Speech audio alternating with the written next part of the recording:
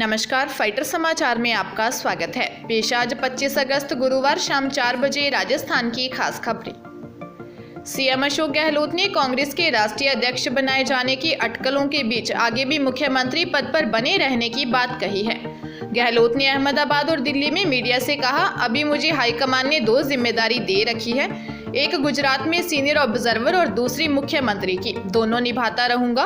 वापस सरकार रिपीट कैसे हो, यह मेरा प्रयास रहेगा। कांग्रेस अध्यक्ष पर नाम तय होने की चर्चा के सवाल पर गहलोत ने कहा कि लंबे अरसे से मीडिया में चल रहा है, अभी आगे फैसला क्या होगा क्या नहीं होगा किसी को नहीं मालूम। सोनिया गांधी आज बाहर गई हैं, चेकअप के लिए वे जाती रहती हैं। मेरे पास ऑफिशियल 2 जिम्मेदारी है, उसे निभाता रहूंगा। कल हम कट से कॉल के लिए गए थे, मैं और वेणुगोपाल गुजरात जा रहे थे। इससे पहले हमने उनसे मुलाकात की। उन्होंने कहा, एआईसीसी ने किसी को ब्रीफ किया क्या? चर्चा चलाने के लिए आप लोग स्वतंत्र हैं, उसका मैं क्या कर सकता हूँ।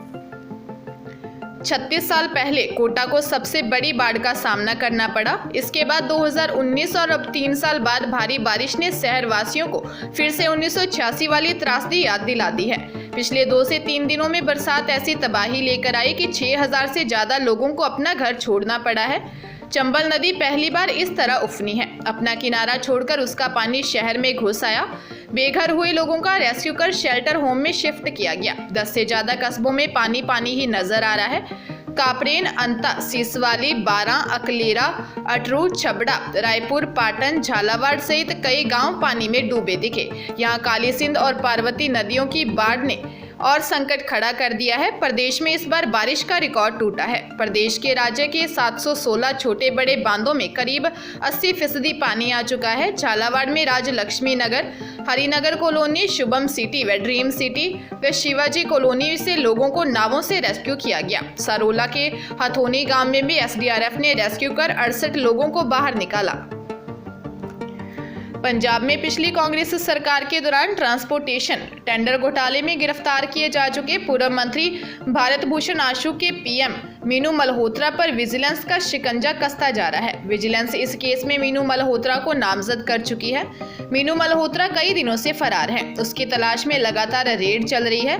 विजिलेंस ब्यूरो को मीनू मल्होत्रा की 6 प्रॉपर्टी की डिटेल मिली। यह सारी प्रॉपर्टी शहर के पॉश एरिया में है और इनकी कीमत करोड़ों में है।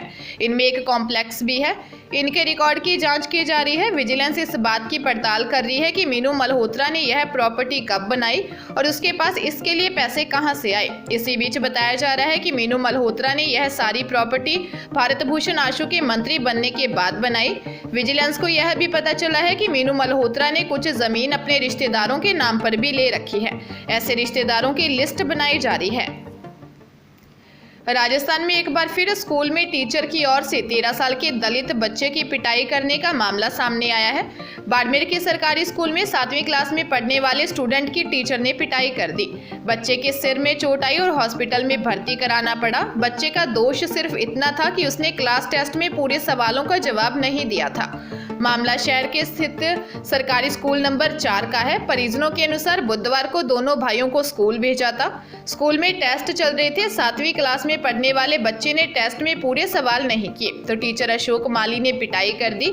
बच्चे ने जब टीचर से मारने की वजह पूछी तो धक्का देकर गिरा दिया।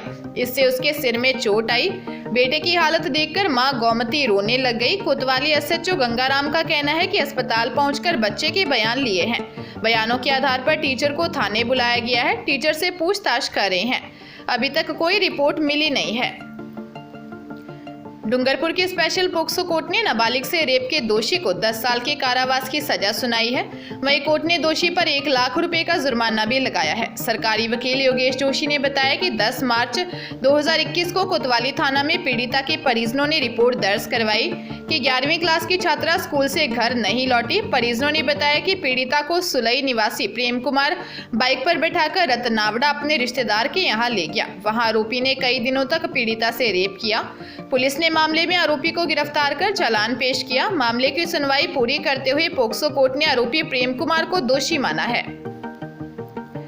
बीकानेर के छतरगढ़ एरिया में 629 आरडी पर बाइक और कार की टक्कर में 2 युवकों की दर्दनाक मौत हो गई। टक्कर इतनी जबरदस्त थी कि बाइक और कार दोनों में भयंकर आग लग गई। दोनों गाड़ियां इस आग में जल गई।